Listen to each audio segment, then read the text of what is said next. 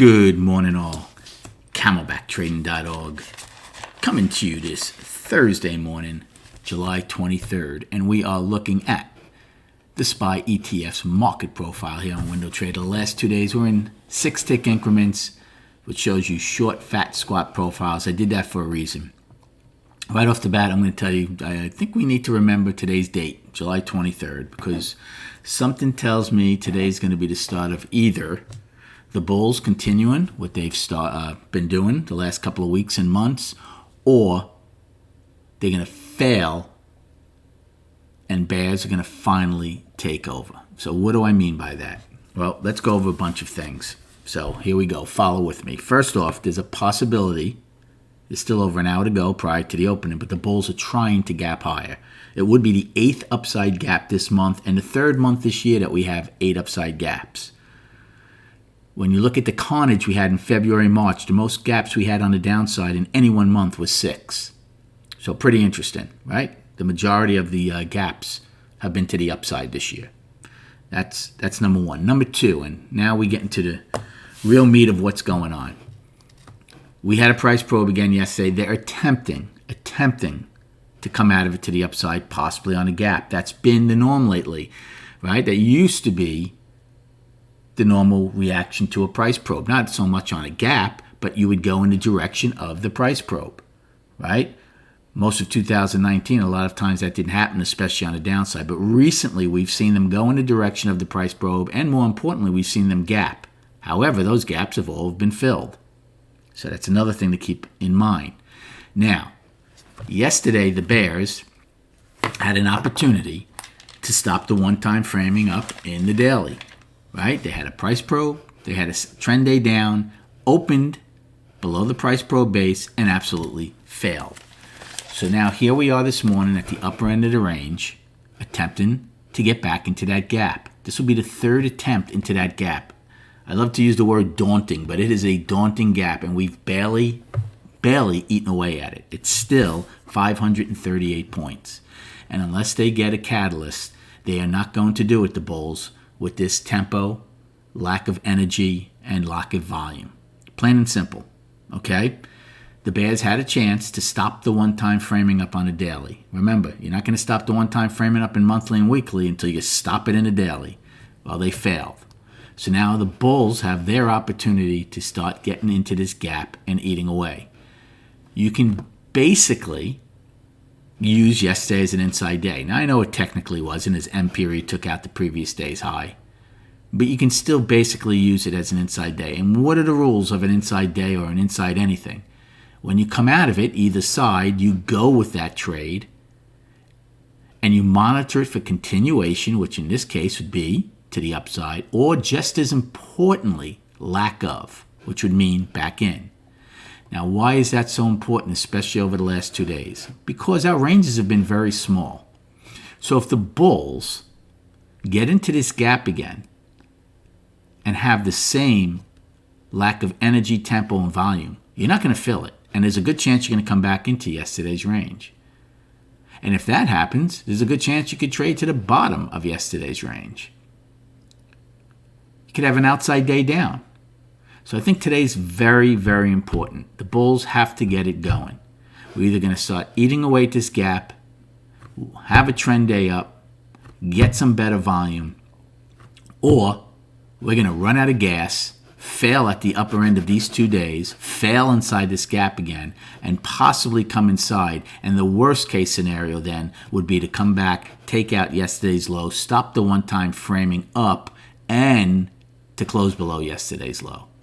So that's why I think you're going to look back on this day, I think, and say, well, this was the day the bulls finally got going, and now we're going to the all-time high, or we ran out of gas, and at least for the near term, game over for the bulls. It remains to be seen, but I think today should be interesting. Okay, destinations for the upside. We're using yesterday's high still, since we're right around there, of 327.20, and then filling that huge gap at 332.58, a 538-point gap from February 24th. Now, inside of there, we have that 10 wide of 329.55 from February 4th. Above that 334.82 afternoon rally high from February 21st. For the downside, if we gap higher, we'll use yesterday's high of 327.20. Then we'd have the price probe, which is L's high of 326.48, 325.79 10 wide, 324.50 yesterday's low, and 323.94 daily low. Now, also included in there on the upside would be today's pre-market high of 328.51. So that would be your first destination if we take out yesterday's high. My pre-market low right now is 326.05. So it would be below the price probe, but above the POC from yesterday. So what's the game plan for this morning? Okay, well, there's over an hour to go. If we're to gap higher, but a gap this small, I'm not going to take a call play against it because the odds of that gap holding would be slim. If we gap between 50 cents and $1 higher, then I'll take a call play, even though it's inside that daunting gap, because maybe they're going to start eating away at it. Plus, my risk reward isn't as bad. I know my out if we fill the gap. I would not take a put play if we're to gap higher just yet, unless we're going to get up to around the 330 level, that POC at 329.55, taper off, not fill the gap the first time, maybe come back in, get an inventory adjustment, then maybe around the 329, 330 level. Take a put play, not because the market's bad, but because maybe we get some type of inventory adjustment before they attempt to go higher. That would be a put play. In the next hour, if we don't gap higher, but we come back, right? If we get accepted into M's range, there's a good chance, we know the history of M, that you trade the whole range. But everything has to be put into context. And the context is we had a price probe yesterday. So you should get some kind of speed bump where the base of the price probe was. That's where there were buyers yesterday. Now, just like yesterday, where there should have been sellers, they got taken out real quick. And so did the trend day. And then you saw the result of that, we went up. So if we hold the price probe base, then you could take a long. You'd be higher value. And you see if we go back up, take out the high, and then continue into the gap. If the price probe base fails, I am out of that trade because sure as heck you're going to trade down to the POC and M's range. So these are a bunch of things. Again, yes, there's a couple of call plays. If you gap it within 50 cents to $1, take it. Out if the gap fills. Call play above the price base. Out if you get accepted into it. Short play around the 329.50, 330 level. Or short play, the price probe base fails. Take a short to travel down to the bottom of M and to POC. Those are all very early plays with an hour to go prior to the opening. Personally, I think these videos are worth $20 a month. That's $1 a day, 50 cents a video, to give you game plans laid out and then a whole recap of the day afterwards. So for $20 a month in camelbacktrading.org, you're not only getting that, you're getting me doing this for the entire day for 7 hours. Painting a picture, getting a roadmap as the day evolves. So come check us out. Now, let's go to the charts. We'll just look at the weekly and daily. Plain and simple. 323.41 is the key level. Right now we're $4 above it. Right? That's last month's high. That's the top of the 8-week balance high. That's what the bulls need to stay above. If they stay above that, you can continue to eat away at this gap and then get to the all-time high. Now, on the smallest time frame, that sounds easier.